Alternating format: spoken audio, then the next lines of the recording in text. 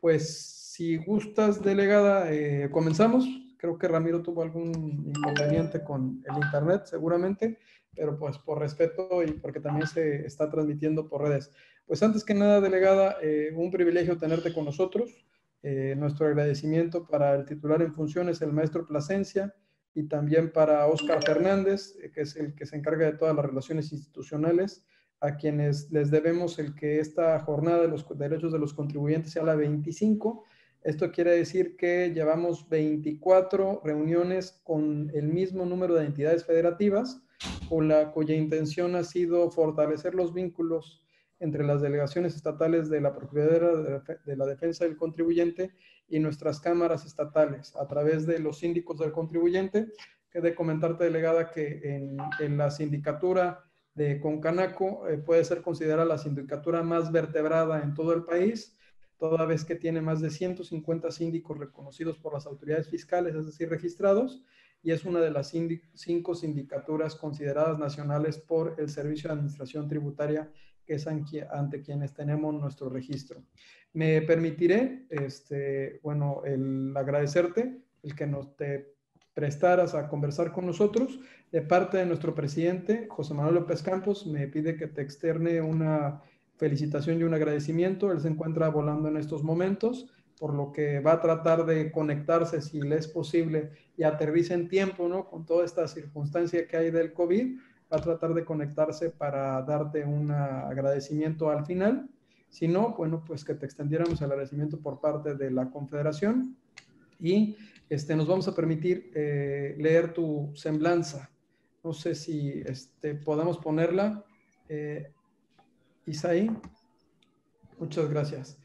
Pues la licenciada Lorena Mayela Landeros, la delegada en Jalisco de la Procuraduría de la Defensa del Contribuyente, es licenciada en Derecho por la Universidad de Guadalajara, obteniendo el reconocimiento Mariano Otero como alumno distinguido. Tiene maestría en Defensa del Contribuyente por la Universidad Michoacana de San Nicolás de Hidalgo, diplomado en Planeación Fiscal Empresarial y diplomado en Impuestos y su aplicación contable. Hablos impartidos por el Centro Universitario de Ciencias Económico-Administrativas de la Universidad de Guadalajara. Diplomado en Función Jurisdiccional impartido por el Instituto de la Judicatura Federal del Poder Judicial de la Federación.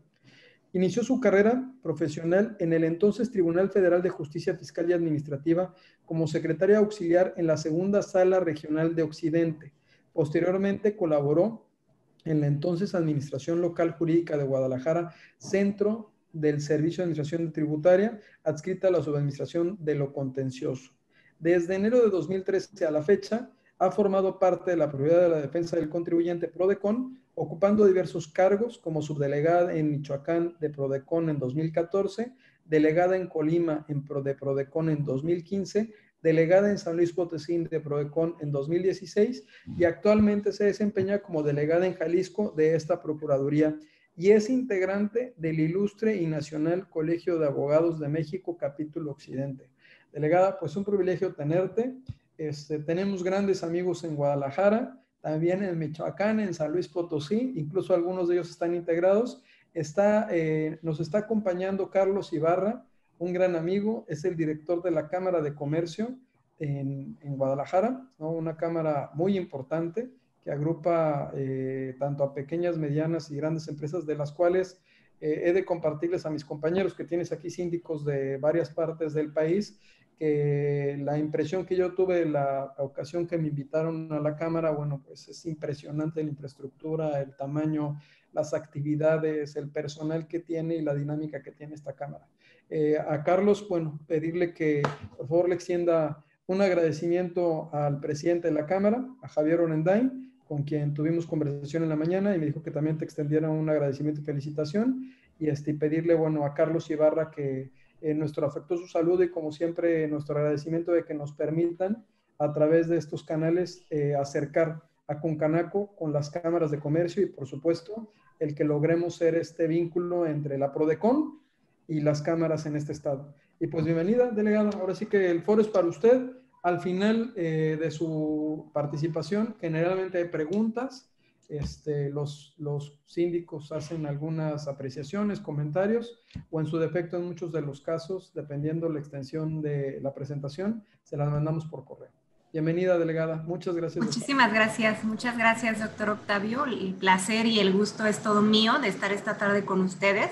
Agradezco mucho la invitación. Por ahí ya vi que Ramiro también ya está conectado. Entonces, agradecerles mucho la consideración y la oportunidad de que hoy pueda estar yo compartiendo con ustedes algunos temas. Entiendo yo que va a ser la primera charla de muchas que se tienen agendadas, lo cual me da mucho gusto.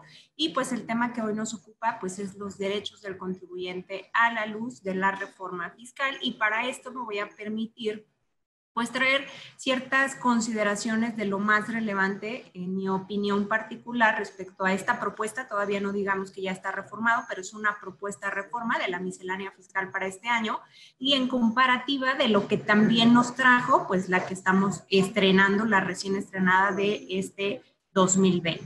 Entonces, preparé una pequeña presentación para los que somos un poquito más visuales.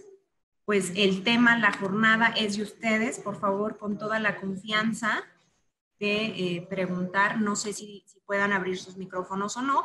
Si no es así, con mucho gusto podemos interactuar por el chat, pero pues el tiempo y el espacio es para ustedes, para resolver sus inquietudes, y pues agradecerte, Octavio, pues la oportunidad de pues estrechar estas relaciones con los síndicos, ¿no? Con esta cámara tan importante en nuestro país y que reúne pues a grandes contribuyentes, grandes empresarios que están más que preocupados, pues ocupados por el tema de las reformas fiscales, ¿no? Y que básicamente hoy podríamos hablar que el tema de la estrategia fiscal para los contribuyentes, pues no hay otra que la cultura de la prevención, de la información y de conocer pues todos los recovecos y todas las cuestiones que traen pues estas reformas fiscales.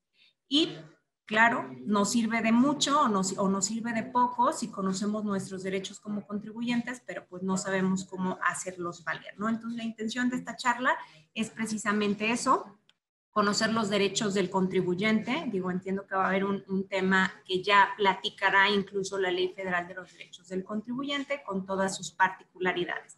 Pero pues la intención de hoy es platicarles un poquito de qué viene la reforma, qué nos trae esta reforma del 2020 y pues ligarlos con los derechos de los contribuyentes. ¿Cuál es el eje de la reforma fiscal para este 21-21? Y reitero, otra vez una propuesta, todavía el trabajo legislativo pues está en proceso y seguramente sufrirá algunas modificaciones, pero al menos la propuesta como está presentada la vamos a comentar así.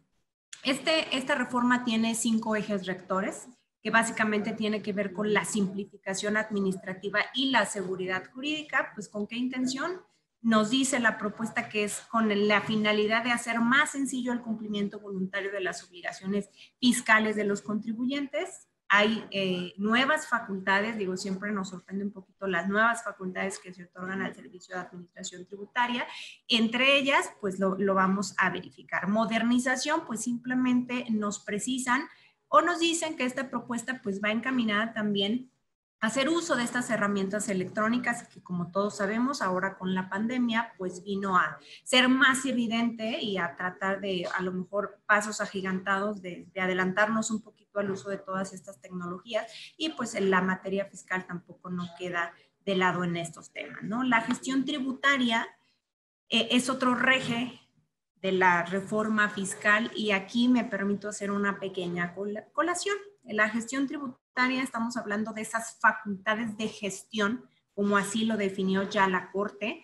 Entendamos que hay facultades de comprobación y facultades de gestión, y entre estas facultades de gestión, pues está la asistencia, el control, la vigilancia de estas facultades que se encuentran previstas en los numerales 22, el 41 y el 41A de Código Fiscal de la Federación, en contrapartida a las facultades de comprobación, que básicamente lo hemos visto en las últimas reformas, se fortalecen aún más estas facultades de gestión tributaria para la autoridad, porque básicamente pues representa un ahorro de recursos humanos, de dinero, de capacidad por parte del SAT, y que se ha visto y se ha comprobado pues que tienen un efecto recaudatorio inmediato, ¿no? Con una menor inversión.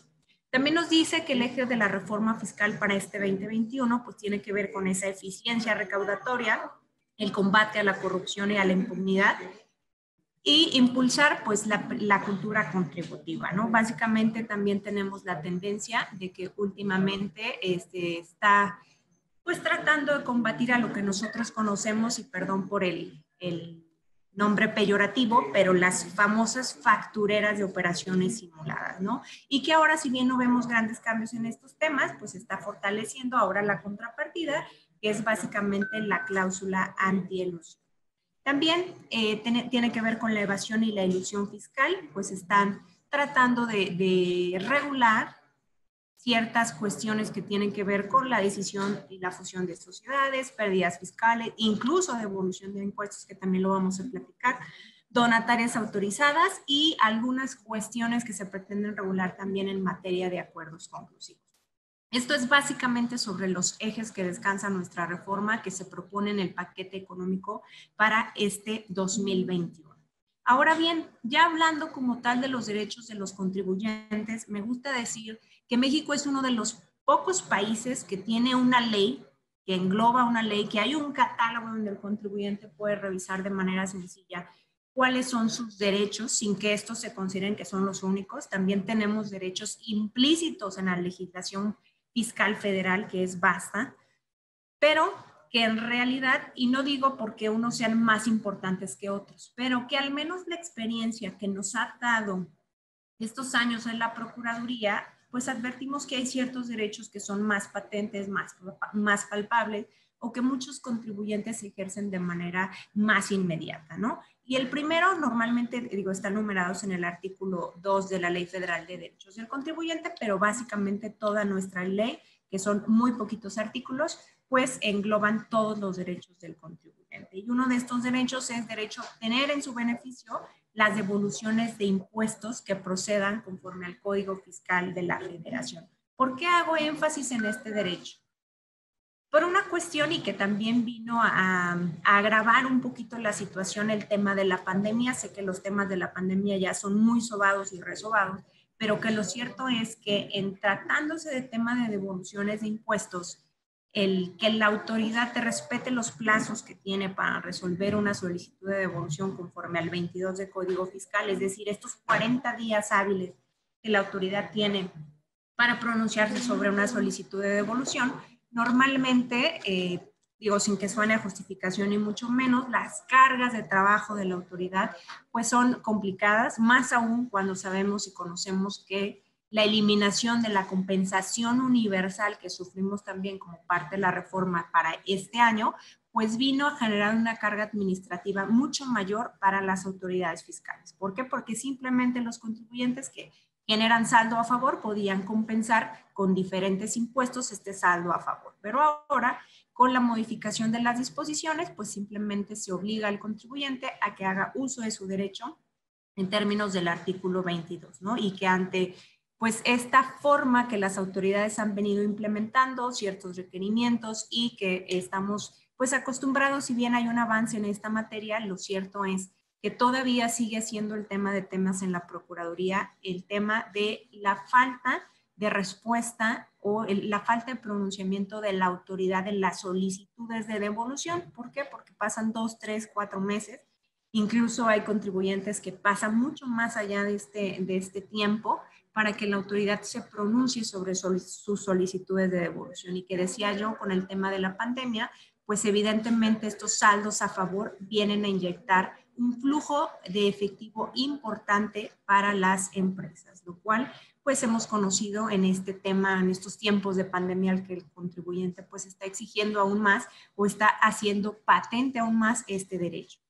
Derecho a no portar los documentos que ya se encuentran en poder de la autoridad fiscal actuante, que es algo que también vemos muy seguido, también en casos, por ejemplo, de devolución, y lo pongo por ejemplo porque es uno de los temas más recurrentes, ¿no? Donde vemos requerimientos por parte de la autoridad, donde básicamente están tratando de fiscalizar al contribuyente, donde requieren una vasta documentación para verificar la procedencia de la devolución, ¿no? Y que aquí pues está básicamente este derecho no aportar los documentos que ya se encuentren en poder de la autoridad fiscal. Entonces, como así decíamos que la tendencia también en materia fiscal es pues adoptar todas estas herramientas electrónicas. Básicamente la autoridad fiscal ya tiene la radiografía del contribuyente, ya tiene todos los elementos contables con esta contabilidad electrónica para verificar la situación fiscal del contribuyente, ¿no? Entonces, muchas veces esta información ya la tiene la autoridad,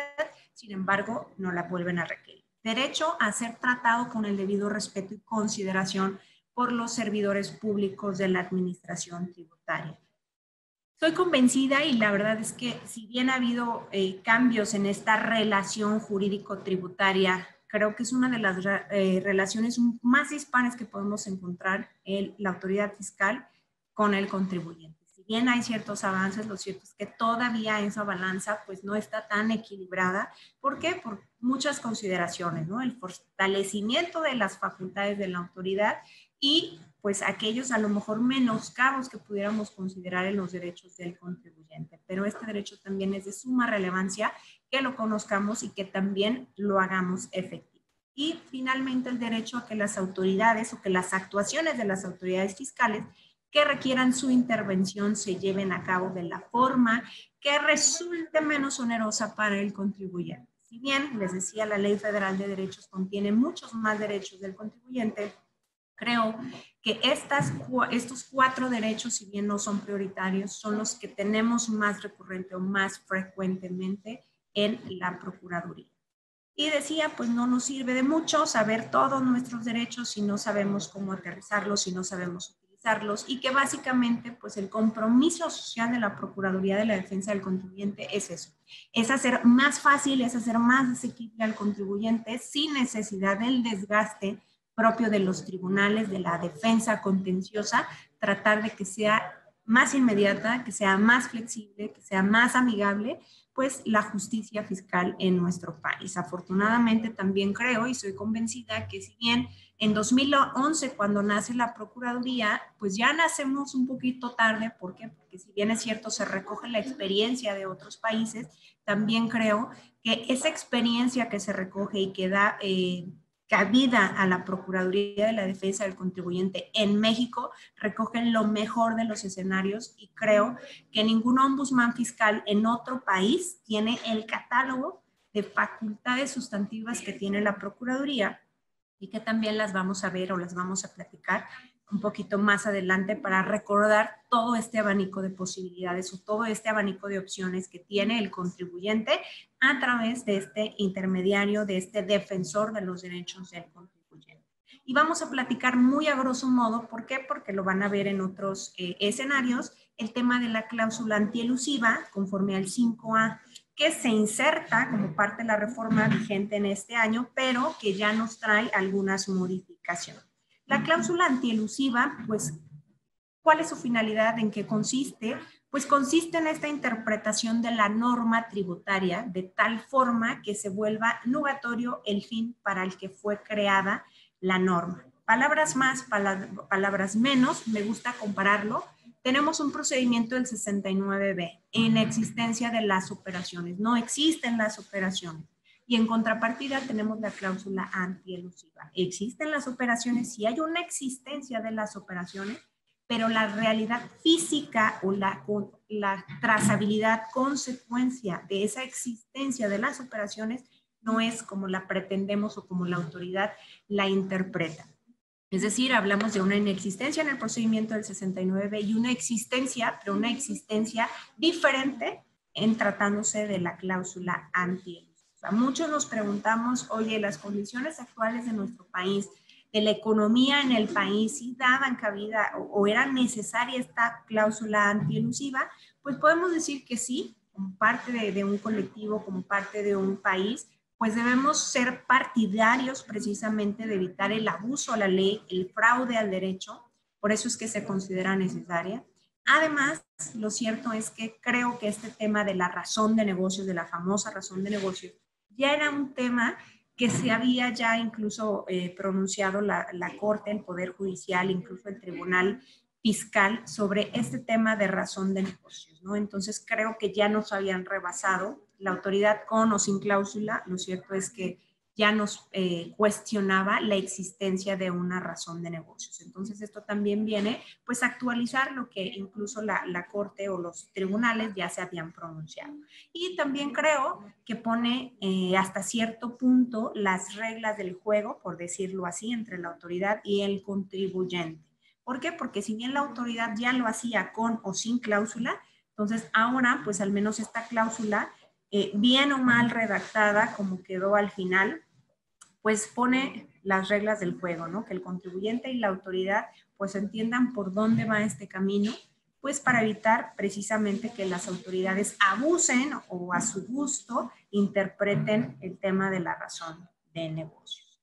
¿Es adecuada? Pues podríamos decir que la forma en que quedó redactada tal vez no nos gustó mucho, y digo en lo particular, ¿por qué? Porque esa disposición prevé que se considera beneficio fiscal cualquier reducción, eliminación, diferimiento temporal de una contribución, deducciones, exenciones, no sujeciones, reconocimiento de una ganancia, acreditamiento de contribuciones, cambio de régimen fiscal. Todas estas palabras que acabamos de mencionar o que acabo de mencionar ya se encuentran reguladas dentro de nuestras disposiciones fiscales. Es decir, las deducciones están reguladas en la ley del impuesto sobre la renta, las exenciones en cada ley específica de cada contribución, la base imponible, el acreditamiento de contribuciones. Entonces, básicamente, lo que está haciendo esta cláusula es, podemos preguntarnos si puede haber razón de negocios para que un contribuyente no aproveche una deducción cuando simplemente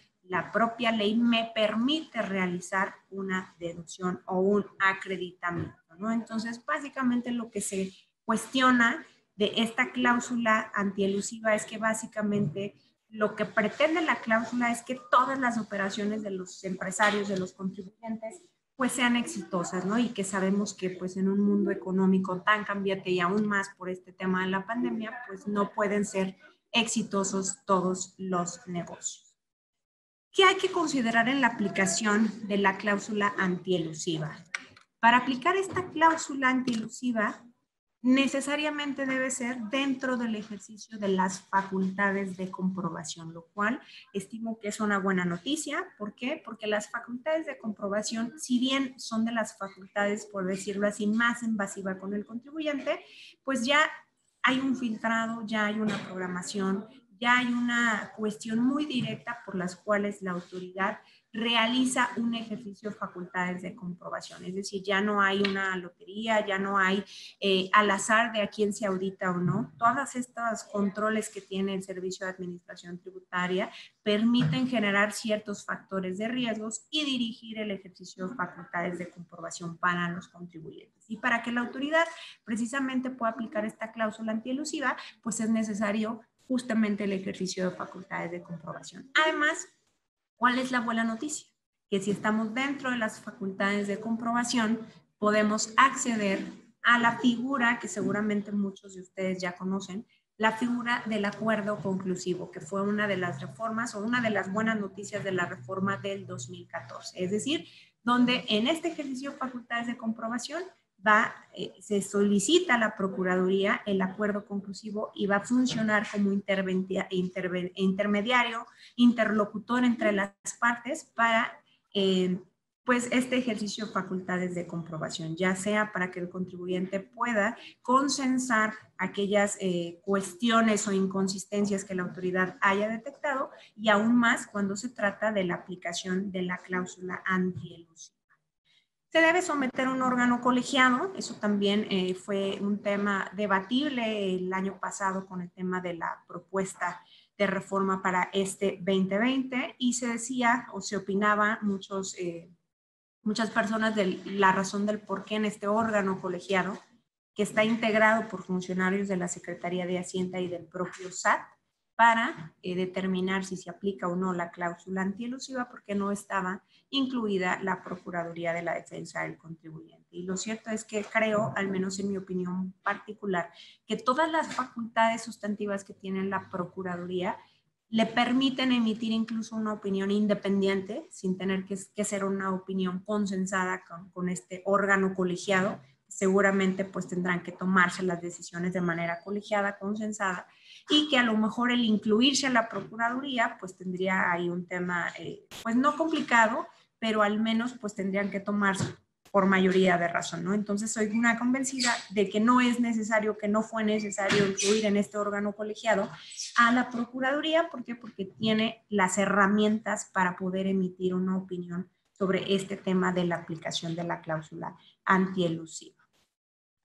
Entonces, considerando, como decíamos, que la cláusula solo la pueden desconocer o se pueden desconocer esa existencia de razón de negocio en facultades de comprobación, tenemos a la par nuestro derecho como contribuyentes de acudir al acuerdo conclusivo, lo cual pues ya se tiene una experiencia de más de 6 años en materia de acuerdos conclusivos que nos permitió preparar básicamente el terreno o estar listos para el tema de la aplicación de la cláusula antielusiva y que incluso también se puede consultar a través de una consulta especializada ante PRODECON sobre la opinión de la aplicación o no de esta cláusula. Ahora bien, ¿qué nos trae la propuesta de reforma para este 2021 en tratándose de la cláusula antiabuso o la norma antielusión? Pues básicamente lo que se pretende, y tal cual como lo pueden ver en sus pantallas, se pretende que los efectos de que las autoridades fiscales otorguen a los actos jurídicos de los contribuyentes con motivo de la aplicación, se dice que se van a limitar a la determinación de contribuciones, accesorios y multas, pero se le agrega sin perjuicio de las investigaciones y la responsabilidad penal que pudiera originarse con relación a la comisión de delitos previstos en este código. Muchos contribuyentes, empresarios, muchos grupos organizados están preocupados por esta redacción, que básicamente lo que interpretan es que se está dando el tinte de que se va a ejercer la acción penal derivado de esta cláusula antiebuso. A mi consideración y también la consideración de la Procuraduría, creo que la finalidad que tiene esta propuesta es simplemente aclarar que esa reclasificación que en su caso realicen las autoridades fiscales, pues iban a tener los efectos meramente fiscales. Pero, perdónenme la expresión, para que no suene como un balazo en el pie por la propia autoridad fiscal, simplemente se está diciendo sin perjuicio de que en su caso puedan iniciarse las investigaciones, claro está, deben cumplir con todos los requisitos de los delitos fiscales o que la conducta realizada por el contribuyente encuadre en estos delitos. Es simplemente aclarar, porque tal cual como estaba el texto actual, que decía o que dice que en ningún caso generarán consecuencias en materia penal, es básicamente quitarle ese pequeño candado y decir, oye, en caso de que esa conducta se actualice alguna conducta delictiva, pues con independencia de ello, por cuerda separada, cumpliendo con los requisitos legales para tal efecto, podrán iniciarse las investigaciones. Es decir, no quiere decir que ya derivado de la aplicación de la cláusula necesaria o forzosamente dará pie a la investigación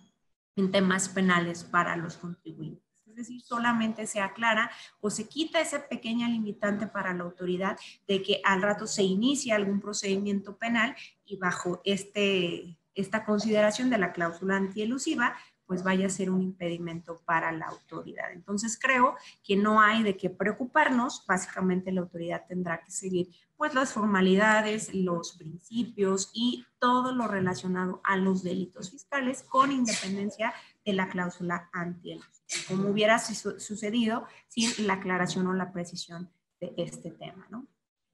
¿Por qué toco el tema de la cancelación de certificado de sello digital? Que creo que es uno de los cambios, una de las atribuciones más ocurridas, más utilizadas por la autoridad fiscal a partir de unos años para acá. Lo cierto es que ha sido una de las facultades de la autoridad más recurrente. ¿Por qué? Porque básicamente las consecuencias derivadas de la cancelación del certificado de sello digital para los contribuyentes, pues tiene un montón de problemáticas, trae un montón de problemáticas para el contribuyente. Y que si bien en la reforma fiscal del 2014, porque esto se lo debemos a la reforma fiscal en 2014, y que si bien en no sé, 2, 3 años para atrás ha venido desarrollándose o aplicándose cada vez más por parte de la autoridad fiscal, lo cierto es que les decía, básicamente el contribuyente pues queda atado de manos porque en este proceso legislativo se dijo que hay o que existe un procedimiento sumamente ágil, así tal cual textual, sumamente ágil para que el contribuyente pueda devolvérsele su certificado de sello digital. Es decir, contribuyente, tú vienes, me aclaras y yo en 3 días, así se preveía antes, en 3 días yo te regreso tu certificado de sello digital. Lo que la experiencia recogida por parte de Prodecon, pues básicamente sabemos que no necesariamente y en la mayoría de los casos, pues la autoridad tiene cierta dilación en resolver estos temas. Por eso es que creo que este también es un tema relevante que hay que conocer un poquito más profundo. Sabemos que este tema de que sufrió reformas también en 2020, pues descansa en los principales objetivos que ya conocemos, ¿no? Permitir o combatir al SAT la simulación de operaciones que provocan evasión fiscal tanto a EFOS como a EDOS. Establece una restricción temporal, es decir, ya no definitiva, pero sí temporal, previo a que se deje sin efectos ese certificado, y permite facilitar la fiscalización y recaudación a la autoridad fiscal, al SAT, aún sin ejercer estas facultades de comprobación. Licenciada, disculpe que le interrumpa. No sé si me puede ayudar a activar una función en la parte de arriba para que no le estén rayando su pantalla. A ver. En la parte de arriba donde está la franja verde. Ajá. Del lado derecho hay 3 puntitos que dicen más. Y después Ajá. dice inhabilitar las anotaciones de los participantes. Listo, ya quedó. Muchísimas gracias. No.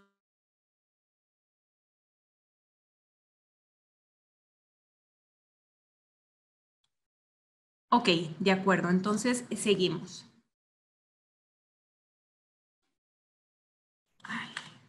Ok, ¿cuáles son las modificaciones en el Código Fiscal en 2020? Pues simplemente se adiciona un artículo 17H bis, que básicamente contiene todos los supuestos en los cuales el Servicio de Administración Tributaria puede cancelar el certificado, y se reforma la fracción décima, que antes era la que contenía estos supuestos de infracción. Se agregan 6 supuestos más y que también en 2021, lo vamos a ver, hay modificaciones para este procedimiento, ¿no?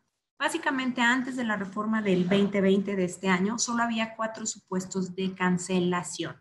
Pero ahora ya tenemos 10 supuestos, que si bien esos 10 supuestos no significa que son 10 conductas diferentes, la realidad es que si analizamos detenidamente los supuestos o las posibilidades de que el Servicio de Administración Tributaria cancele nuestro certificado, se dan básicamente más de 50 conductas diferentes por las cuales el SAT puede cancelar el certificado. Es decir, hay un alto riesgo y precisamente pues este tipo de charlas, les decía yo, no hay otra forma o otra estrategia fiscal que la cultura de la prevención, de la información, de evitar y conocer pues cuáles son estos cambios que nos trae para evitar precisamente incurrir en alguna de estas conductas.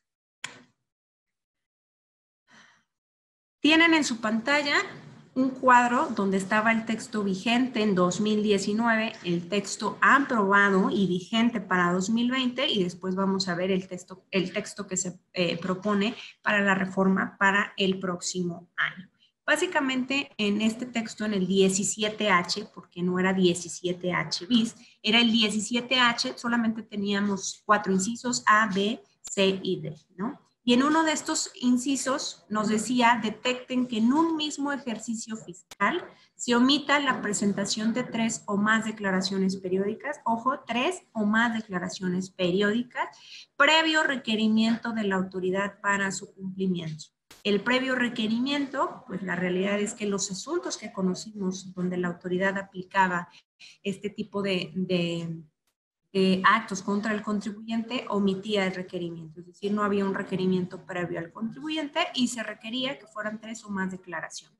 Ahora, incluso basta la omisión de la declaración anual, o sea, una sola declaración anual no presentada, para que al mes siguiente en que yo tenía la obligación de presentar mi declaración anual, la autoridad me cancele el certificado certificado de sello digital. Es decir, la reforma es, basta una sola declaración, la declaración anual, o 2 o más declaraciones provisionales, definitivas o no o consecutivas o no, y se elimina la parte relativa al requerimiento previo. Es decir, se elimina, pues básicamente lo que la autoridad no venía haciendo.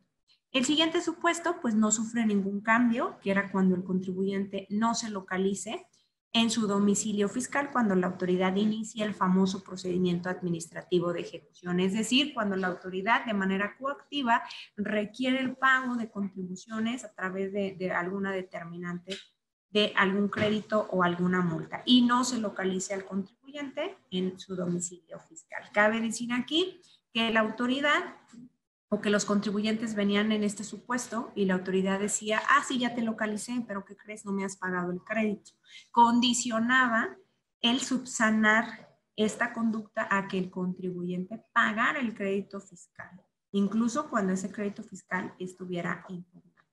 Entonces, básicamente lo que hizo la reforma vigente para este año, pues fue pulir aquellas inconsistencias que se empezaron a detectar durante el procedimiento de esta facultad por parte de la autoridad. El siguiente punto, que es el inciso C, se decía, en el ejercicio de facultades de comprobación, la autoridad detecte que el contribuyente no puede ser localizado, desaparezca durante el procedimiento o se tenga conocimiento de que se utilizaron comprobantes para amparar operaciones inexistentes. ¿Cuál es el cambio que nos trae la reforma? Pues simplemente se dice en el ejercicio de sus facultades. ¿Cuáles? Pues las que ya nos dijo la Corte, que son facultades de comprobación, y las facultades o las famosas facultades de gestión. Eliminamos comprobación, es decir, se le da una amplia facultad a la autoridad, no solo en facultades de comprobación, sino también en estas facultades de gestión. Se agrega el supuesto de que se ignore el domicilio por parte de los contribuyentes y la desocupación de su domicilio fiscal. Incluso hay un apartado, y aquí lo pueden ver, para efectos de este inciso se entenderá que las autoridades fiscales en el ejercicio de sus facultades de comprobación, actúan en el ejercicio de facultades de comprobación desde el momento en que realizan la primera gestión para la notificación. Es decir, que si a mí me notifican hoy el acta de, la orden de visita domiciliaria o la solicitud de información o cualquier otro acto relacionado con facultades de gestión, en ese mismo momento, desde ese momento la autoridad ya podía ejercer esta facultad o ya puede ejercer esta facultad. Se adiciona un supuesto más que digamos, estas ya son las fracciones nuevas que trajo la reforma 2020, y es cuando se detecte que el emisor de los comprobantes fiscales no desvirtuó la inexistencia de operaciones conforme al artículo 69b del Código Fiscal, el famoso procedimiento de las listas negras o las listas definitivas del SAT. Creemos, o al menos mi opinión particular, es que pues tiene cierta armonía. ¿Por qué? Porque, ojo, se refiere al emisor de los comprobantes, que no necesariamente porque ya esté en el listado definitivo signifique que realmente sea una empresa facturadora, pero que la experiencia y según los porcentajes de los contribuyentes que han logrado desvirtuar esta presunción de inexistencia no rebasa el 25% de los contribuyentes, es decir, menos del 25% de los contribuyentes que se encuentran en este listado definitivo logran desvirtuar esa presunción aún y ya seguidos los procedimientos de defensa jurisdiccionales en un informe que rindió recientemente el Servicio de Administración Tributaria y que se considera que es una buena propuesta.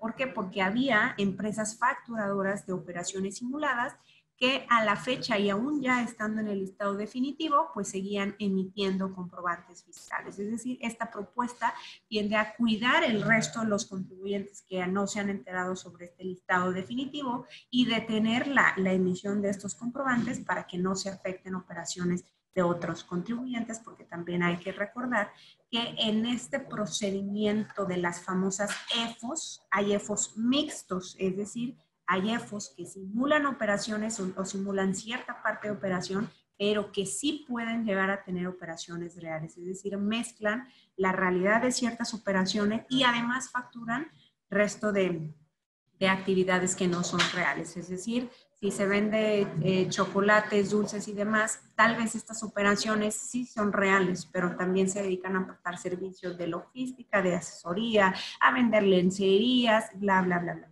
Es decir, el resto de las actividades no son reales, aunque sí haya tenido operaciones reales con ciertos contribuyentes, lo que complica, por supuesto, a los contribuyentes que efectivamente sí adquirieron un servicio o una mercancía por parte de estas empresas. El siguiente supuesto que también se agrega es que se trate de contribuyentes EDOS, que una vez transcurrido el plazo de los 30 días, no acreditaron la efectiva adquisición de los bienes o recepción de los servicios. Aquí se considera particularmente grave por una consideración. Nosotros sabemos que para los EDOS, es decir, para aquellos contribuyentes que deducen sus operaciones, no hay una notificación directa y personal al contribuyente, sino que tienen que estar revisando el diario oficial de la Federación para darse cuenta que tienen una empresa listada de manera definitiva en esta famosa lista negra, lo cual complica pues el escenario y que todos sabemos que pues, el legislador federal consideró que lo primerito que hace el contribuyente es levantarse en la mañana, tomarse el café y revisar el diario oficial de la Federación, lo cual pues sabemos que no es una cuestión habitual por parte de los contribuyentes, ¿no? Porque pues se entiende que cualquier acto que lesione sus derechos pues debería haber de por medio una notificación directa, de manera directa al contribuyente. Por eso es que esta fracción pues genera pues bastantes conflictos, bastantes vicisitudes para los contribuyentes llamados EDOS. Y que también aquí traigo una a colación, una cuestión particular importante. Un EFO, que es persona moral, sabemos que las personas moral pueden liquidarse, se pueden extinguir y ya. Es decir, una persona que fue EFO, que fue facturadora, pues simplemente genera otra empresa y puede continuar con este esquema. Una persona física que tiene el carácter de EFOS y que nos tocó conocer varios casos en este sentido. Imagínense una persona física cuando podrá borrar la mancha, por decirlo así, de tener esta presunción de inexistencia de operaciones y por alguna razón se le fue el plazo, no pudo acudir ante la autoridad. Es un EFO definitivo y es una persona física. ¿Hasta cuándo esa persona física va a poder salir de este listado definitivo? ¿Cuándo va a poder volver o insertarse nuevamente a la actividad económica? Y pongo el ejemplo. Una persona, un delincuente que purga su pena en un penal, en una cárcel, se supone que ese tema o ese pago de la pena lo va a hacer que al final se reinserte a la sociedad, ¿no? Como una nueva oportunidad. Pero ¿qué pasa con los contribuyentes EFOS, que son personas físicas? Las personas morales no tienen problema, simplemente liquidan la empresa y se acabó el problema. Pero en las personas físicas es algo bastante interesante.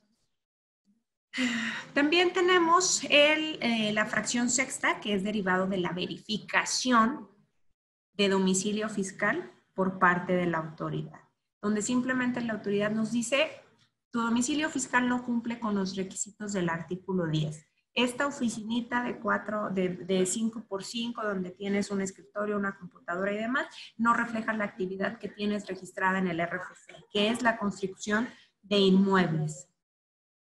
Y que pues básicamente la autoridad pues está acostumbrada o tiene la intención de advertir en el domicilio fiscal o ver básicamente la actividad que realiza el contribuyente sin considerar los modelos de negocios actuales por parte de los contribuyentes. También aquí el artículo 27 sufrió una reforma bastante importante para este año y está vigente, en donde se le dan ciertas facultades, más facultades a la autoridad fiscal de llevar verificaciones, y aquí lo leo textual: llevar verificaciones conforme al procedimiento del 49 de este código, sin que ellos se consideren facultades de comprobación.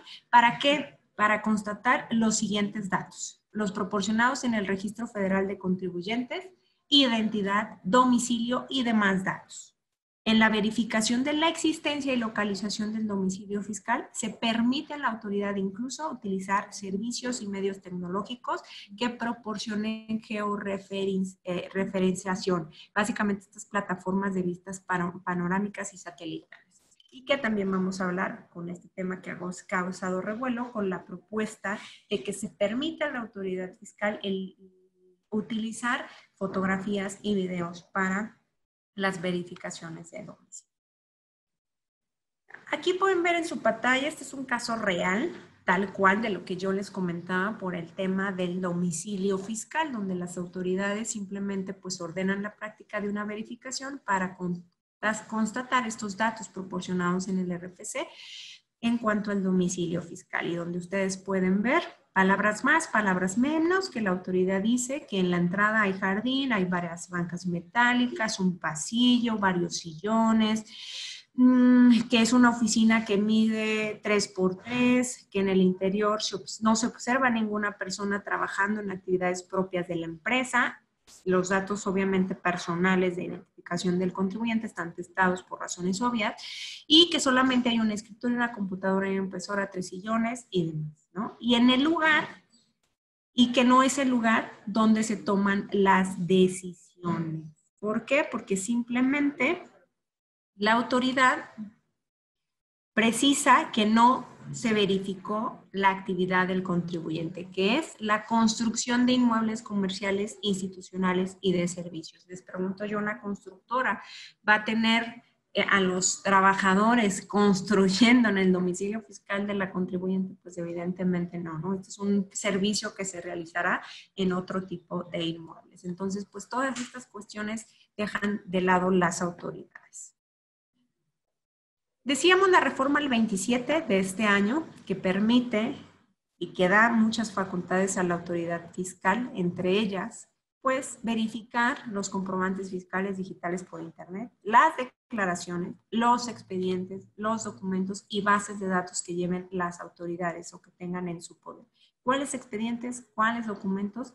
Básicamente son todos los que tenga la autoridad, porque la ley no los distingue, no los precisa, no los especifica. Entonces, básicamente, con esta reforma, pues la autoridad tiene pues carta abierta para verificar toda esta información y toda esta documentación. Básicamente es una pequeña o mini auditoría con características diferentes a lo que conocemos tratándose de, por ejemplo, visitas domiciliarias, ¿no? Esta inviolabilidad del domicilio, básicamente aquí, pues toda esa información que incluso el propio contribuyente proporciona a la autoridad a través de la contabilidad electrónica, pues básicamente la autoridad podrá revisarlas. Y que aparejado con este artículo, en esta reforma para el 21-20, se está proponiendo todavía algunas facultades nuevas que van de la mano con este tema y que lo vamos a platicar.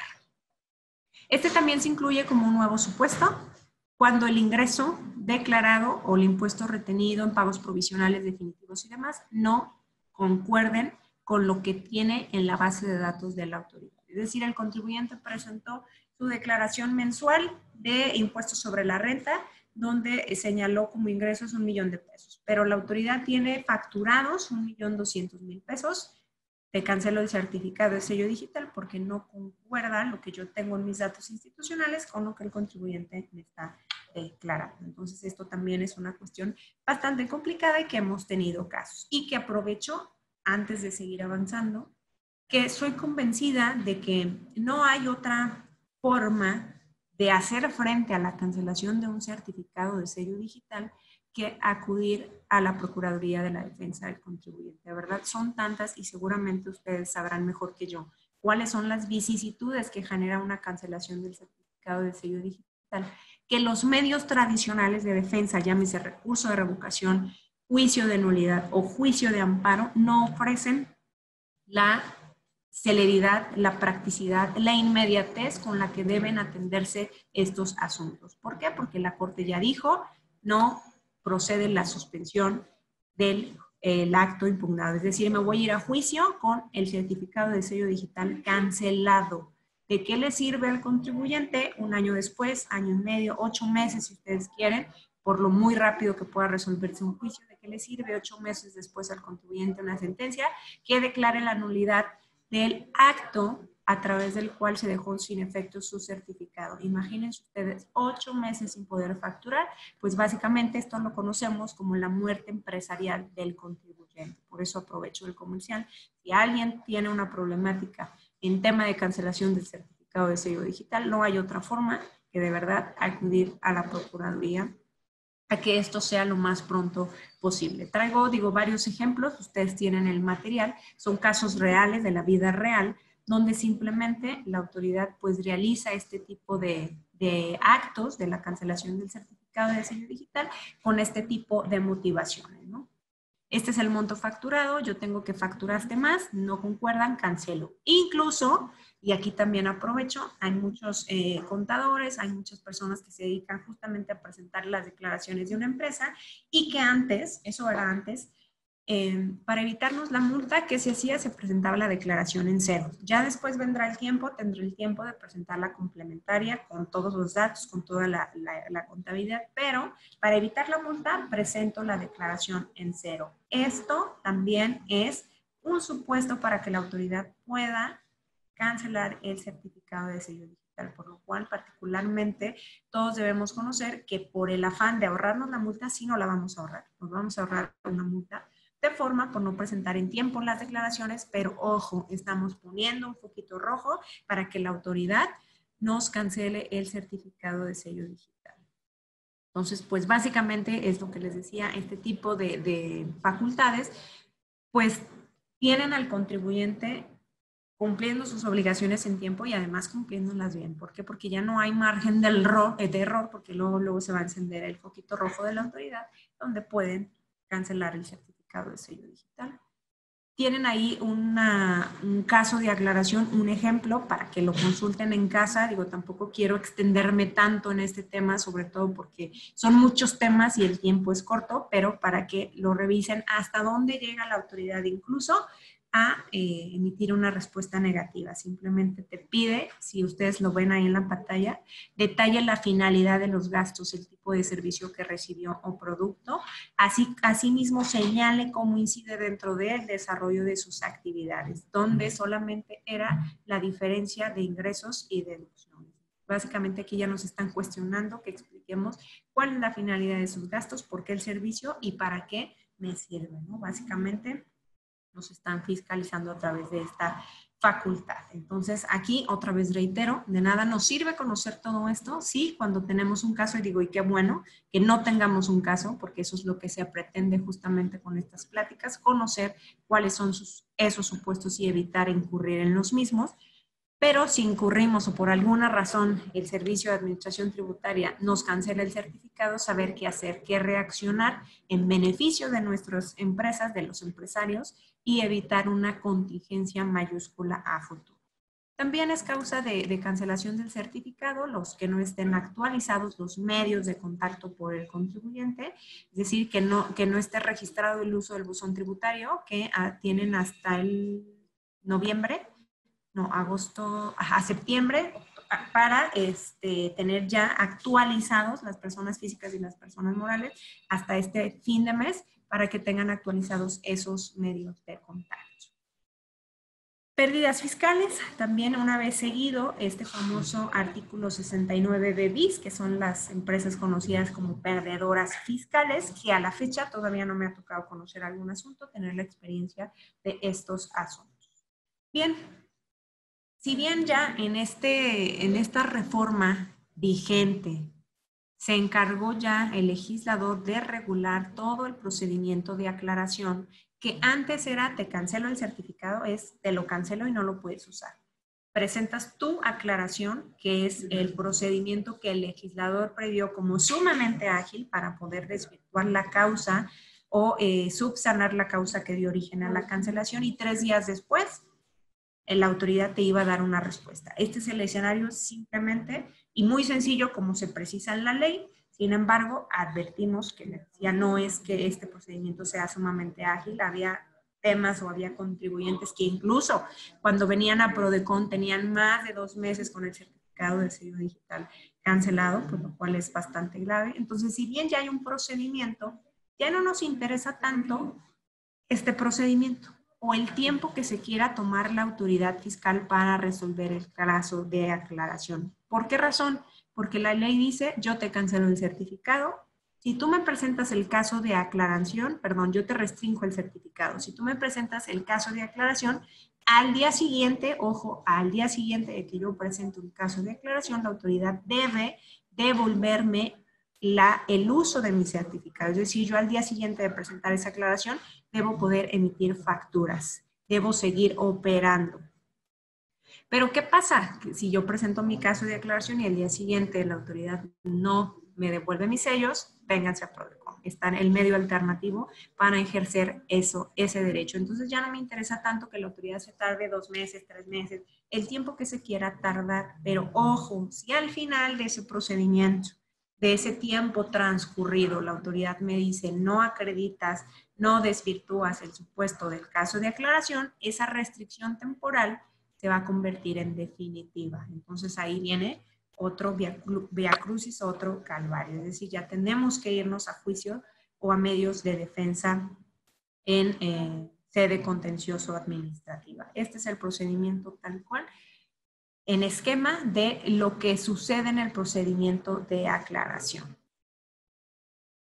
Decíamos que pasa, se tardó la autoridad 2, 3 meses, ya no me interesa tanto, claro, este procedimiento no abarca más allá de 30 días, pero como el contribuyente sigue facturando bajo la premisa de que es una restricción temporal y que al día siguiente la autoridad me va a devolver mis sellos, yo no voy a tener complicaciones para facturar. Es decir, debo seguir con mi operación económica y comercial de manera normal, pero sí debo estar muy al pendiente de cuando la autoridad decida pronunciarse sobre ese caso de aclaración. Y en ese caso de aclaración debemos soportar y documentar las razones del por qué no me ubico en el supuesto o la razón del por qué dejé de ubicarme en el supuesto para que esta aclaración sea favorable y evitar cualquier contingencia futura. Porque si no lo hacemos, la cancelación se convierte en definitiva.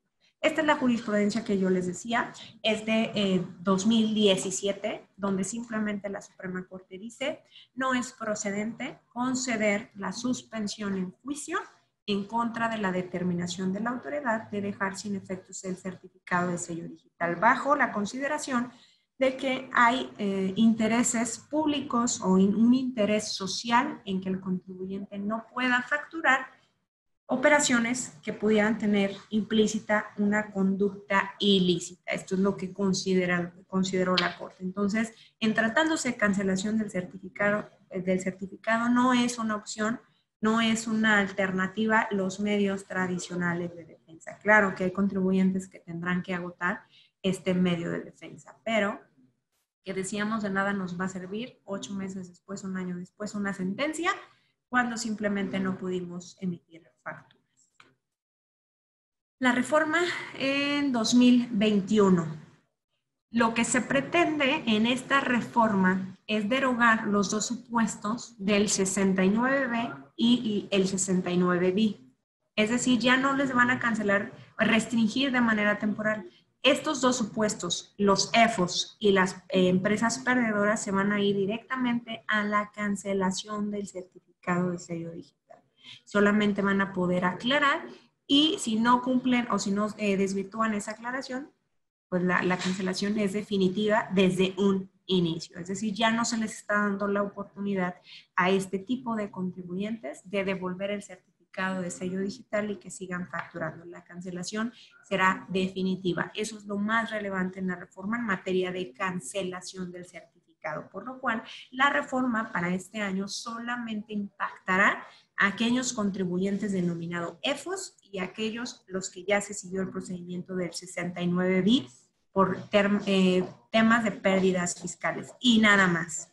Pero sí se pretende ampliar que pase de 3 días hábiles que tiene la autoridad para resolver el caso de aclaración una vez que ya me requirió y ejerció y demás, se pretende ampliar a 10 días hábiles para que se permita a la autoridad a valorar de manera armónica, integral, toda la documentación que hubiere exhibido el contribuyente. Entonces, a mi contribuyente, si no me ubico en estos supuestos que ya vimos, lo único que modifica para mí es que la autoridad tendrá un plazo más amplio para resolver sobre el caso de aclaración.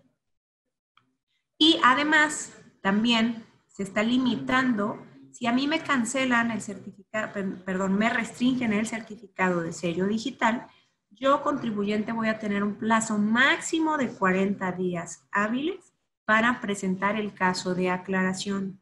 Si no lo hago dentro de este plazo de 40 días, esa cancelación se convierte en definitivo. ¿Bajo qué premisa?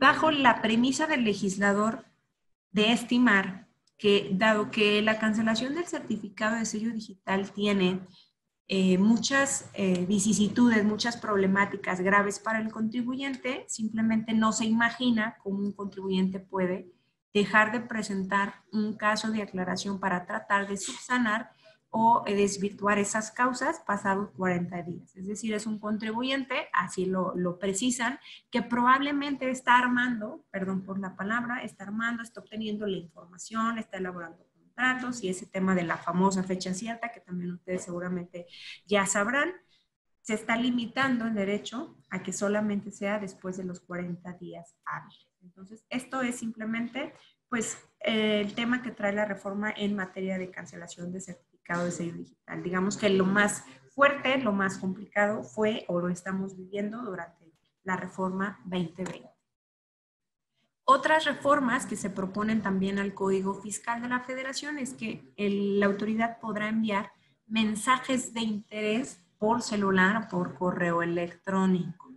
Entonces, eso también hay que tener, hay que tomarlo en cuenta. Al final sigue siendo una propuesta, todavía no se aprueba, quedará en el legislativo si se aprueba o no, pero básicamente se está pretendiendo que la autoridad pueda mandar un mensaje de interés, está sumiso en la declaración, que incluso ya lo hace, pero que sea a través también de mensajes de texto. Y ojo, esta es una propuesta también en tratándose de las solicitudes de devolución. Este tema que decíamos que es el más, del que más conoce la Procuraduría, porque la autoridad no cumple con el plazo de los 40 días, porque la autoridad realiza requerimientos excesivos y por N cantidad de cuestiones que nacen dentro del procedimiento del trámite de solicitud de devolución, se está proponiendo que si el contribuyente no se encuentra localizado en su domicilio fiscal, se considere o que se tenga por no presentada la solicitud de devolución y que esta solicitud de devolución no se considere gestión de cobro para términos de la prescripción de la obligación de la autoridad de devolver, lo cual hay que tener pues especial relevancia. ¿Por qué? Porque en la mayoría de los casos, y aquí pongo simplemente comentario, en la mayoría de los casos las solicitudes de devolución que presentan los contribuyentes no son normalmente del periodo inmediato anterior, es decir, si estamos hoy en octubre, no están solicitando la de agosto o la de junio o la de julio, es decir, de meses anteriores, sino que incluso son de ejercicios fiscales de periodos pasados, ¿no? De a lo mejor de 2017, del 2018. Entonces, el que la autoridad pretenda que esa solicitud de devolución se tenga por no presentada porque no estás localizado cuando las operaciones se celebraron en otro ejercicio fiscal, creo que aquí puede pues ocasionar pues ciertas particularidades y en mi punto particular de vista en nada incide el tema de las operaciones o la materia tal de la devolución, el que el contribuyente pudiera estar no localizado en su domicilio fiscal. Pero es básicamente tratar pues de limitar este derecho a que estés localizado, que estés en forma y que estés localizado para la autoridad fiscal en todo momento, incluso para ejercer el derecho a la devolución. En el artículo 22D, que tiene que ver con el ejercicio de facultades de comprobación, para verificar precisamente la procedencia del saldo a favor, se amplía el plazo que tenía la autoridad, de 10 días a 20 días. Entonces tampoco hay un tema complicado en esta reforma, simplemente pues es ampliar el plazo de la autoridad para emitir resolución al respecto. Permítanme un segundito.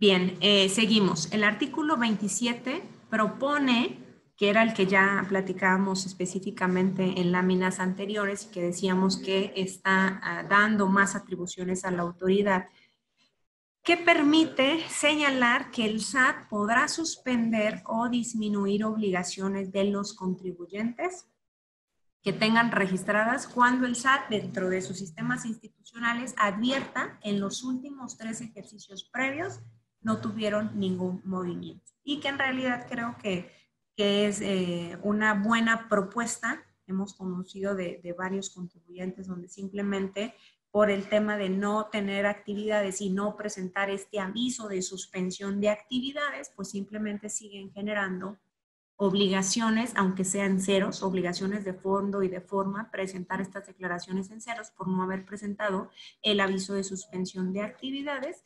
Pues simplemente aquí la autoridad, pasados esos 3 años, tendrá la obligación o podrá suspender a estos contribuyentes de estas actividades.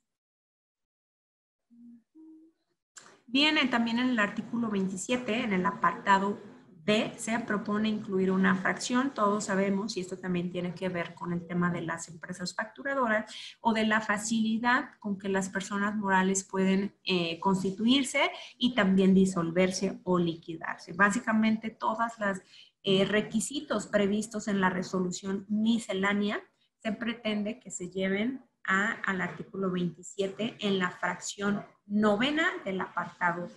Tampoco es algo, digamos, novedoso, porque básicamente todas esas cargas tributarias las teníamos en resolución miscelánea. Lo que se pretende es que ahora se incluyan en la legislación fiscal, ¿no? Muchos contribuyentes se fueron a juicios y demás, y dado que la resolución miscelánea excede de lo previsto por la ley, pues se ganaban los asuntos. Pero ahora lo que se pretende es eso, que todos estos requisitos previstos en la resolución miscelánea se adhieran o se incluyan propiamente en la legislación fiscal.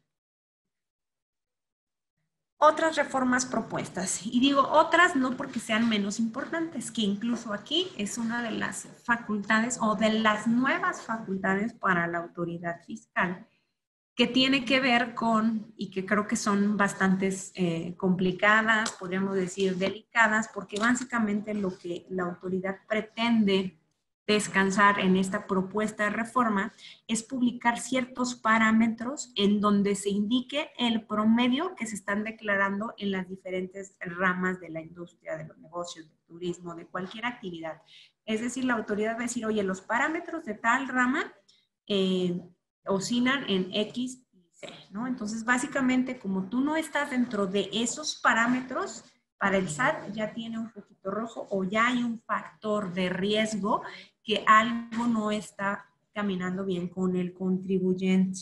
Y que creo yo que en tiempos de crisis y más en estos momentos no puede haber un parámetro real para esa circunstancia. Obviamente todos tendrán que ajustar modelos de negocios y demás por todo lo que vino a complicar o a beneficiar también, porque tampoco puedo decir que todo fue malo. Hay cosas que también la pandemia nos impulsó a que todo fuera más rápido, pero que creo que es particularmente delicado. Y simplemente dar mayores facultades a la autoridad para, ojo, propuestas de pago o declaraciones prellenadas. Básicamente la autoridad ya de sus sistemas te enviará una propuesta, las famosas que creo que muchos ya conocemos, las famosas cartas invitación o las famosas líneas de captura, donde el SAT dice, estos son tus ingresos, tus deducciones y me debes tanto, ¿no?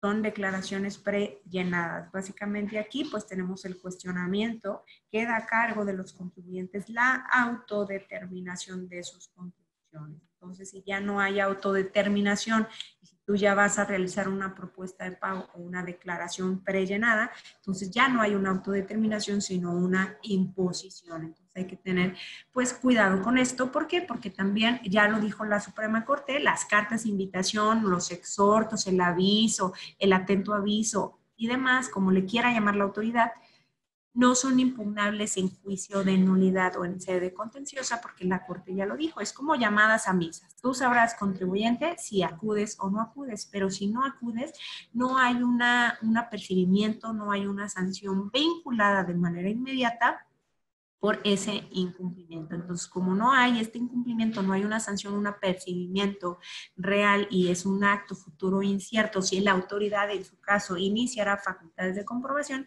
no son impugnables, son llamadas a misa. Sugerencia, si atiendan las invitaciones, las cartas de invitación, los exhortos, como la autoridad ahora les llame, atiéndanlos, refrenden la buena fe que tienen como contribuyentes consagrada en el artículo 21 de la Ley Federal de los Derechos del Contribuyente.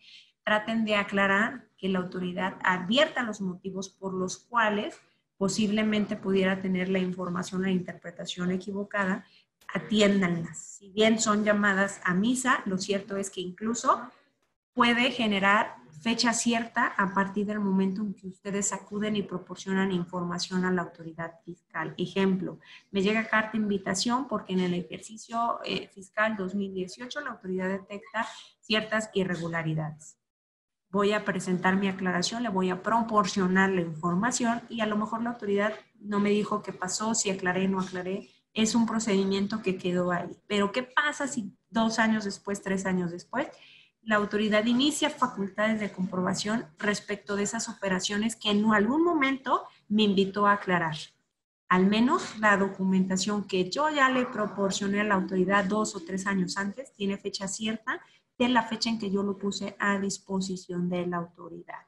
Y que, ojo, como no se considera facultades de comprobación, pues entenderán que esos documentos pues son los que el contribuyente tiene de manera ordinaria, espontánea en sus obligaciones. Entonces, cada uno tendrá su conclusión final, pero la recomendación es que sí puedan aclarar o sí puedan acudir ante la autoridad fiscal para este tipo de propuestas, este tipo de cartas, invitación, y que se genere el precedente documental, porque yo les aseguro que tenemos más que ganar si acudimos el que no hacerlo. Seguramente tarde o temprano este precedente documental, esta buena fe reafirmada, reafirmada, porque al final ya se presume la buena fe, seguramente no servirá de mucho en otro escenario o en otros panoramas donde la autoridad ya decida, en su caso, iniciar facultades de comprobación. Se pretende también comunicados para promover el cumplimiento de sus obligaciones fiscales o comunicados para informar sobre inconsistencias o comportamientos atípicos, como ahora le llama la autoridad. Hemos detectado un comportamiento atípico con tal proveedor o de sus ingresos y sus deducciones, en fin. Entonces, básicamente los documentos se tiene ya comprobado por parte del SAT, que es la segunda fuente de recaudación. Es este tema o estas estrategias por parte del SAT para la recaudación de impuestos, con ahorro de lo que nosotros sabemos, y que también no todo es malo, también tiene sus ventajas. También tiene sus ventajas en el sentido de que este tipo de facultades la autoridad las realiza en periodos inmediatos anteriores, es decir, de edades muy tempranas de nuestra contabilidad. Si yo recibo una propuesta, una carta de invitación, un exhorto, un comunicado sobre alguna anomalía que el SAT ya detectó y que al final voy a aclarar, pero que en su caso, si aclaro y veo el área de oportunidad de modificar el registro en mi contabilidad o de tomar alguna decisión, incluso con operaciones con algún proveedor, voy a poder hacerlo en edades tempranas de la vida económica de mis ejercicios fiscales. Es decir, me va a dar la posibilidad de, sí es un factor de riesgo, básicamente eso es lo que pretende hacer el SAT, de que tengas pues el factor de riesgo de que el SAT te está vigilando, que está al pendiente de tus operaciones, pero que creo también puede ser un área de oportunidad para corregir o subsanar ciertas consideraciones o ciertas cuestiones en tu contabilidad de manera temprana y no esperar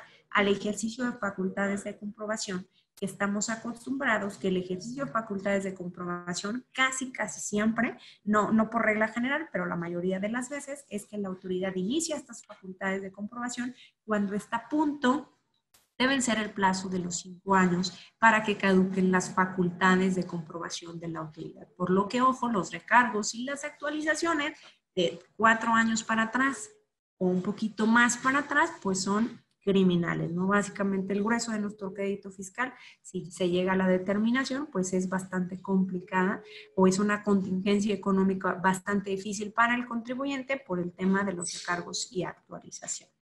Estos son algunos ejemplos de carta de invitación, también no es algo nuevo, la realidad es que la autoridad ya lo viene haciendo y aquí tienen en la pantalla y en el material que les comparto casos reales, ¿no? Cartas de invitación, aquí ven, es por la presentación de operaciones con cierto proveedor y estas son las jurisprudencias que hacíamos referencia. En las cartas de invitación, exhortos y demás no son impugnables ante tribunales en sede contenciosa. Este es otro exhorto. Aquí está muy de moda el tema de las retenciones. Aviso de situación fiscal, donde incluso ya se vienen algunos proveedores en el listado definitivo y pues básicamente se le invita al contribuyente a corregir su situación fiscal. Sugerencia, insisto, atiendan los comunicados, asesórense de la Procuraduría y les aseguro que tenemos más que ganar que perder si no lo atendemos. Y estos también están de moda, el famoso atento exhorto por parte de la autoridad y que hay una campaña nacional donde se informa al contribuyente que obtuvieron ingresos a los cuales se les está dando el tratamiento de asimilados a salarios y fíjense ustedes, dice tratamiento de asimilados a salarios para efectos de la retención del impuesto sobre la renta, pagados por algunos contribuyentes que presumiblemente realizan o realizaron operaciones simuladas. No nos dice quiénes son los contribuyentes, no nos dicen si ya están en el listado definitivo o no, pero que pues básicamente nos están citando de manera personal. Si ustedes se fijan, tienes 10 días para que acudas de manera personal. Entonces, si ustedes reciben algún tipo de estos exhortos, primero el contribuyente pues tiene que, si se va a acudir, tiene que acudir el contribuyente, no se permiten representantes legales, que también lo digo, de apoderados. En tratándose de personas físicas, tiene que ser el propio contribuyente, pero ojo, tienen el derecho de acompañarse con su asesor fiscal, abogado o contable. Eso lo debe permitir la autoridad fiscal. Bien, otra propuesta de reforma bastante también complicada por las problemáticas que pudiera generarse, pero tienen que ver con el aseguramiento precautorio de los bienes, normalmente son las cuentas bancarias de los contribuyentes y ya no solo de los contribuyentes y los responsables solidarios, sino también se permite extender o ampliar esta facultad a los terceros relacionados con ellos. Entonces, ojo con esto, porque básicamente se está abriendo la puerta a que cualquier tercero relacionado con el contribuyente se le pueda inmovilizar sus cuentas bancarias, que normalmente es lo que pasa, y que este embargo se practicará hasta por la tercera parte del monto de las operaciones que se realiza con ese contribuyente o terceros relacionados. Es decir, si el contribuyente tiene ciertos, digamos, proveedores a quienes les debe, la autoridad simplemente va a decir, ya no le pagues a él, págame a mí, o bien estamos en el aseguramiento precautorio, requiero al representante legal, al contribuyente, y si no me atiende, pues la persona que me atiende, podemos entender que es un tercero relacionado con el contribuyente. Entonces, también esta es una cuestión que debemos considerar en esta reforma. Y finalmente, digo ya para terminar, creo que ya me extendí un poquito del tiempo, finalmente el tema de acuerdos conclusivos. Ustedes saben que el acuerdo conclusivo pues básicamente es una de las facultades que tiene el contribuyente y que es una de las novedades incluso ovacionadas por la ONU. La ONU volvió a ver a México cómo es que México tiene este procedimiento alternativo en una de las facultades pues más invasivas de la autoridad, que son las facultades de comprobación, cómo existe este mecanismo y que incluso muchos países a nivel pues mundial están tratando de replicar este procedimiento de acuerdo conclusivo. Se pretende limitar el acuerdo conclusivo y aquí se dice que antes el texto vigente es que a partir de que inician las facultades de comprobación, siempre que haya un hecho u omisión, una calificación de hecho u omisión por parte de la autoridad y hasta antes de que se notifique la resolución determinante, es procedente el acuerdo conclusivo. Es decir, yo tengo que cuidar que la autoridad haya calificado un hecho y que ese hecho implica una omisión de impuestos o el cumplimiento de una obligación y que no se emita la resolución determinante de ese crédito fiscal. Era lo único que tenía yo que cuidar. Ahora el contribuyente o ahora el legislador propone que solamente se promueva o se pueda hacer procedente el acuerdo conclusivo dentro de los 15 días siguientes a aquel en que se haya levantado el acta final, el oficio de observaciones o la resolución provisional en tratándose de visitas, revisiones electrónicas. Si pasan los 15 días después del levantamiento de estos documentos, el contribuyente ya no va a poder acceder al medio alternativo llamado acuerdos conclusivos, que en mi opinión particular creo que es un plazo sumamente pequeño. Estamos acostumbrados, esa es la realidad, a consultar o buscar asesoría una vez que tenemos el problema enfrente. Entonces, 15 días para que el contribuyente, una vez que le den el acta final, lo pueda llevar a un asesor, a un abogado, un contador para alguna propuesta en acuerdos conclusivos es demasiado prematuro. Hay una limitación, creo yo, del derecho del contribuyente, por lo que si bien podría limitarse, que el plazo de los 15 días es sumamente corto.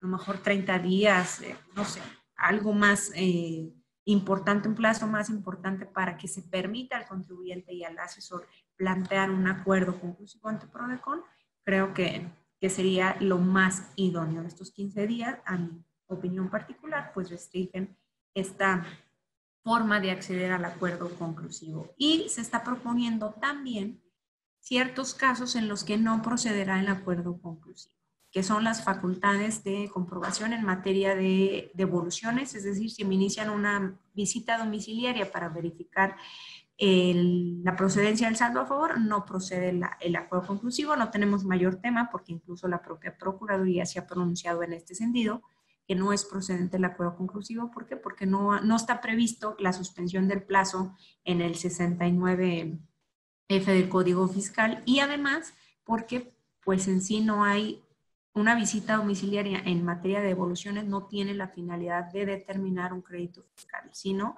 la procedencia de un saldo a favor. En las compulsas de terceros también se limita, no es procedente el acuerdo conclusivo.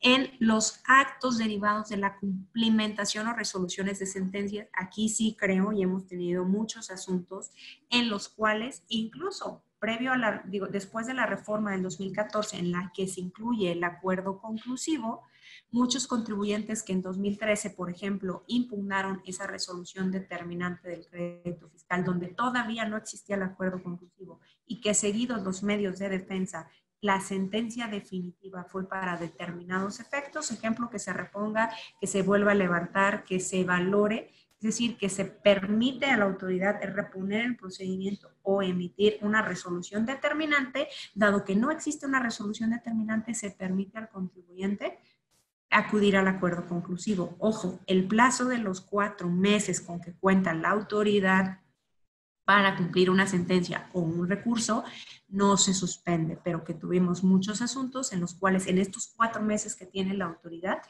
fiscal para dar cumplimiento a esa sentencia pueden presentar acuerdo conclusivo y 4 meses son suficientes para tener un acuerdo conclusivo. Normalmente este tipo de acuerdos conclusivos es para regularizar su situación fiscal ya conforme a los efectos de la sentencia, porque digamos que ya hay cosa juzgada, pero ojo, me voy a ahorrar el 100% de las multas de fondo y de forma, que también pues es una parte importante de nuestro crédito fiscal.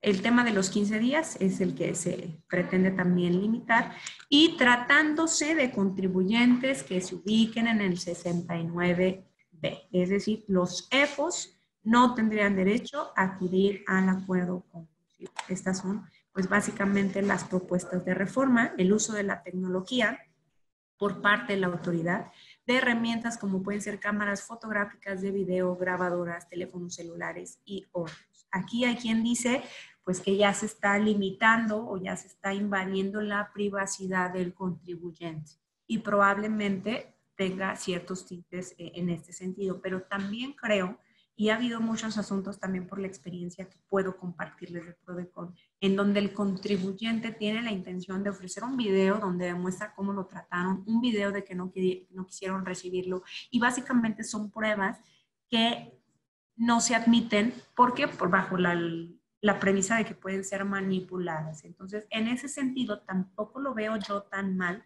en el sentido de que pueda permitirse estas herramientas. Si se lo permites a la autoridad, yo les aseguro que en medio de defensa o en una sede diferente, la autoridad también tendrá, el propio tribunal tendrá que admitir una prueba de este tipo y bajo estas mismas consideraciones, en tratándose de equidad procesal o paridad procesal, el uso de fotografías y videos por parte de los contribuyentes. Entonces, si bien pues tiene ciertas connotaciones de la intimidad al contribuyente, también creo que puede ser una herramienta o el primer paso para que el contribuyente pueda hacer lo mismo. Sobre todo en casos, por ejemplo, de verificación de mercancía de procedencia extranjera, donde se puede grabar el video, el número de serie y demás con el que se identifica la mercancía, y que si el ejecutor asentó mal un número y ya no coincide el número de serie o la identificación de la mercancía, pues puede ser una herramienta también contundente al respecto. Listo, para terminar y ya no excederme más, ¿cuáles son las facultades de Prodecon? Son 9 facultades sustantivas. Este abanico tiene 9 opciones para que yo, contribuyente, si me siento lesionado, es más, aunque sin necesidad de que exista una violación o una presunta violación de los derechos del contribuyente, pueda acercarme a la Procuraduría a recibir una opinión, a recibir un dictamen, a recibir ayuda por parte de la Procuraduría con ese compromiso social de acercar pues la justicia fiscal a los contribuyentes. Estas son nuestras 9 facultades sustantivas en favor de los contribuyentes. Se ha dicho, digo, no, tampoco no es tema es secreto, pero pues muchos de ustedes saben que algunas de las oficinas de Prodecon han tenido que cerrar de manera física sus oficinas, si bien siguen trabajando. Lo cierto es que hubo un recorte presupuestal a la Procuraduría y pues el tema es tratar de fortalecer precisamente esto. Gracias a la confianza de todos ustedes, de los contribuyentes que acuden a la Procuraduría, es como podemos conocer todas las problemáticas que vive un contribuyente y tratar de buscarles una alternativa de solución, una solución, y evitar que los que no las han vivido, pues las padezcan, ¿no? Entonces, pues yo les agradezco mucho la oportunidad de poder platicar esta tarde con ustedes. Creo que están abiertos ya los micrófonos para quien quiera hacer uso de la voz, alguna pregunta, algún cuestionamiento. Y me disculpo, me excedí un poquito del tiempo. Muchas gracias, Octavio.